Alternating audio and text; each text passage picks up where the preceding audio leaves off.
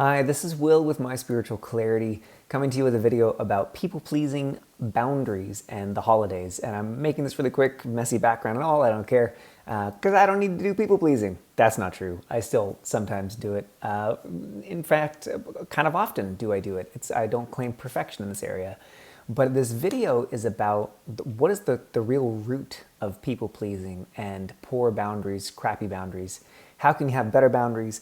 And how can you do less people-pleasing? And the root of it is to be aware of the pattern. And the pattern is not, I have found, necessarily psychological.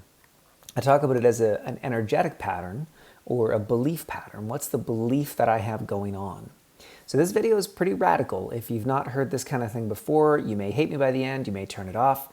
You may think that you might think that I'm blaming you or saying, you wanted that negative circumstance to happen to you or that negative situation, and nothing could be further than the truth, further from the truth. What I'm hoping to impart is how you can shift. I hope you can hear the construction in the background, the guys downstairs remodeling our bathroom. What I'm hoping to impart is empowerment, that once you see the patterns that are creating the situation that you don't like when it comes to people pleasing and bad boundaries, that you can shift it energetically and you can stop having that situation arise. So I want to give you an example from my restaurant days. So I used to work in restaurants. That was my main gig for a long time. And I worked at a restaurant and the bartender hated me. He just hated me.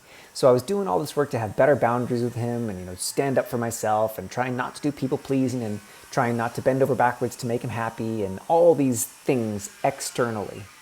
And it was a lot of hard work to have healthy boundaries and stand up for myself and all the things that we're taught. And I'm not saying that those things are bad or wrong, they're just the hard way.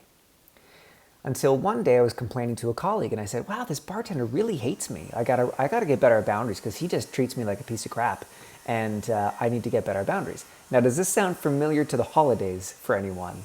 Your brother-in-law, your mom, your dad, your kids, whoever, man, they just don't respect my boundaries. I need better boundaries. I need to do less people pleasing. I need to assert myself more. Is that just me, or are there anyone else in the room that might happen with? Okay. So I mentioned to my colleague how much of an asshole this guy was, and she said, he's the asshole. Wow, Will, you need to take a look in the mirror. And I said, what are you talking about? She said, don't you remember the very first shift that he was here and what you said?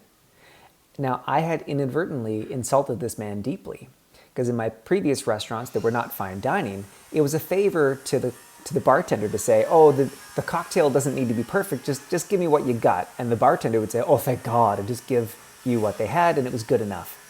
Not in fine dining, not for a professional bartender who takes his craft very seriously. And that's what I said to this man. And ever since that day, he hated me. So this was 3-4 months later. So I had to come to this man, his name was Troy, with my tail between my legs and say, Troy, you probably don't even remember, but when you first started working here and I said this and et cetera, et cetera. And I apologized and said, I'm an asshole. I'm so sorry.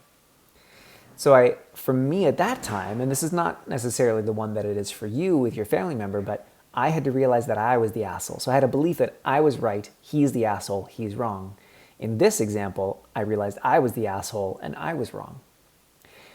He said, oh, I don't even know what you're talking about, but I could tell by the look on his face, he knew exactly what I was talking about with this half smirky smile.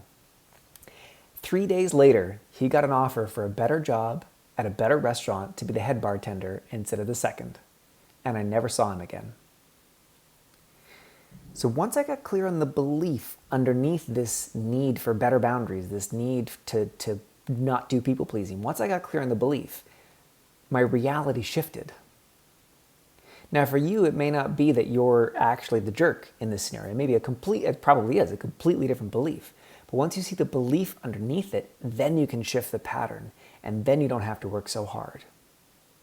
So if you'd like to get deeper into this, I'll invite you to my free Clear What's in the Way energy healing session. See the link down below, and I can help you identify what's the belief at the core of this whole people-pleasing, bad boundaries thing. And then we can get to shifting it. It's not always pretty, but the end result is usually quite magical. So I'd love to see you for that, and happy holidays.